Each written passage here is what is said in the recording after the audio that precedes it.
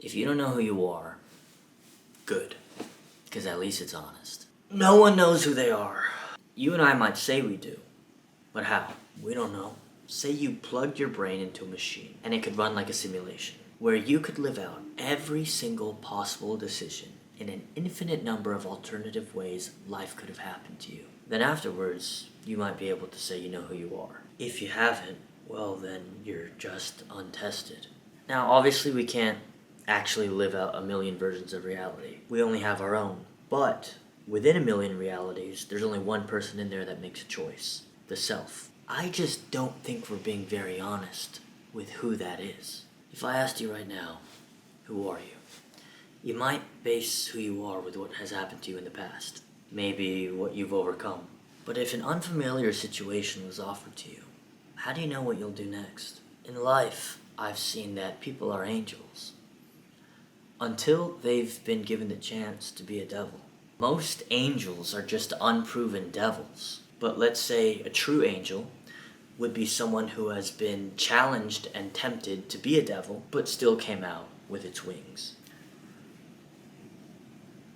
Does a devil have wings? I actually don't know if that example makes sense. So here's the question we all have to face. How can you know who you are if life hasn't presented you an opportunity to be someone else? Let's look at some examples.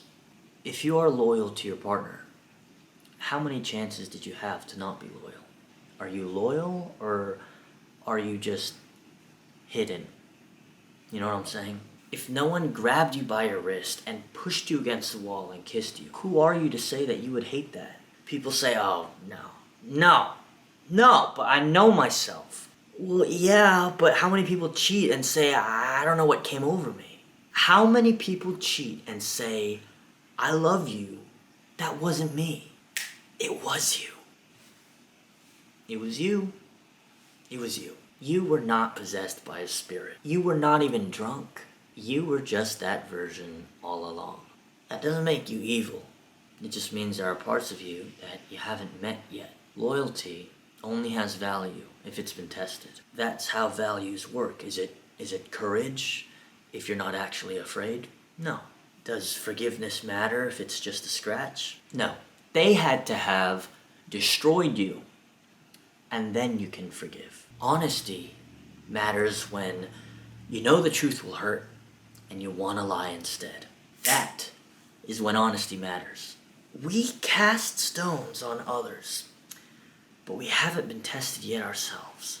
Anyone can sit on a high moral horse if it's the only horse they've been asked to ride. Chances are you are under-tested. Another example is shaming, like when someone blames another person for being promiscuous and for flirting and sleeping around. They always say, ugh, that's disgusting, I'd never. Well, let's apply the same test. What would the critic have done if they looked like that, if they were worshipped? How many people are at their door? Would they fall victim to the streets? Would they sleep around? They might say they know who they are on the inside, but that's often formed by what's on the outside. I mean, come on, guys. Let's face it. Beauty is something that cannot be ignored. There is a reason you go to Paris. There is a reason people line up to see the Mona Lisa. There is a reason we like sunsets and soft skin. Beauty actually means something. We live in a physical world, and there are levels. We've all seen that one person that walks into the room and everyone goes, whoa, that's real. And that's why we can't ever really understand Marilyn Monroe. She's just not us, we're not her. And there are certain people born into this world with an indisputable beauty who experience life in ways we never could.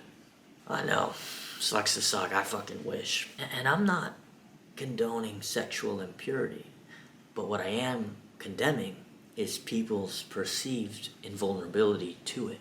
You know, with acting, you know, sometimes I'll watch a movie and then the actor makes a choice and I'll question it and I'll say, why did he do that? There was a way better choice, but I wasn't on set that day. The actor might have actually done that choice. I just never knew because the editor didn't choose that take. Maybe the director wouldn't allow it. I don't know. I'm not in their shoes. For me to say that I would have done it if I was in his position is just, it's dishonest. There's so many things that I'm not proud of. Like, you get what you wish for. And I thought that once I got some things that I'd be ready for it. But no. The first time I made money, I spent it on spoiling women. And within a year, I lost it all. I didn't know that was in me, taking girls out. But when life enables you to move anywhere, it's just one big curtain reveal. When I was in my first serious relationship, I thought that I would treat her in some fairy tale way. But I often found myself so unsure of what to do. You don't know who you are until you're there. So it's best not to say you're someone you're not. The last example is when the people you love surprise you. You could be dating someone for months, but until you get into that fight, you never knew that's what your partner believed. That's how you find out. Everything is okay when things are going well. But you don't know where they stand until something goes wrong. You have to wait. And I don't measure relationships by how many years you've been together. The true metric is how many moments of revelation have you had? The arguments, some events, a date gone wrong. When the sky is pink and the sun is shining, your partner is really a stranger. But once it starts raining and the thunder hits, you'll either love what they say or run. Identity is something that confuses all of us. If you break it down, we ride what's been given to us in life. The city you're in, the language you speak, the food you eat, your friends, but none of it was self-chosen. It just passed you by. And to be fair, there is a beauty to chance, and there's a beauty to luck. But what is gained passively is often lost the same way.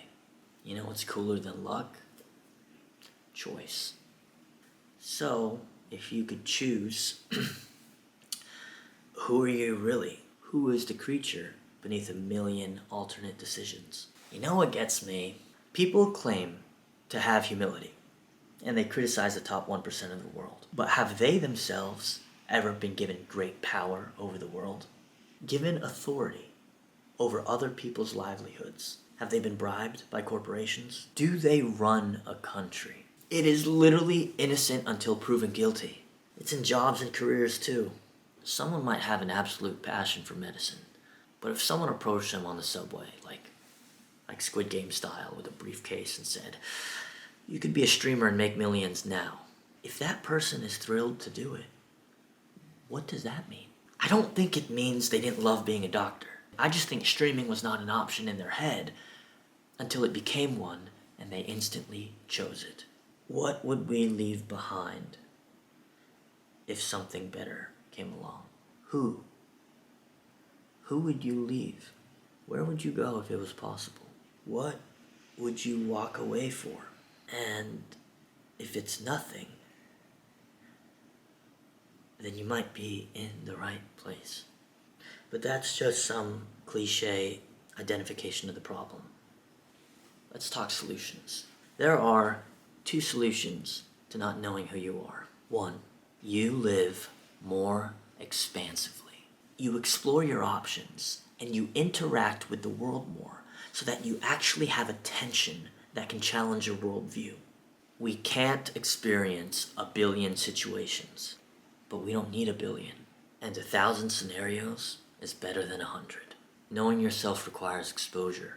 Otherwise, we're in some way a liar. Also, honesty requires telling the truth about what you actually want, not what sounds admirable. The second solution is do not say things you don't mean, because sometimes we are not ready. We are not generous.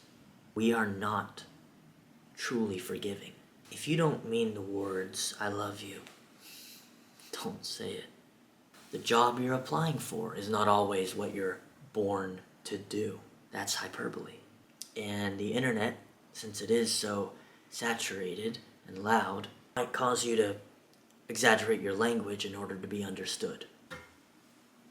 Don't play along. I'm obsessed.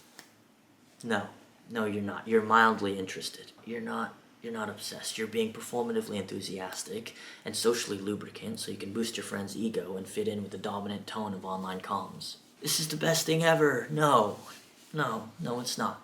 It's a Halloween costume, Sharon, and it's pretty cool, but I think your assessment of it likely ranks C tier.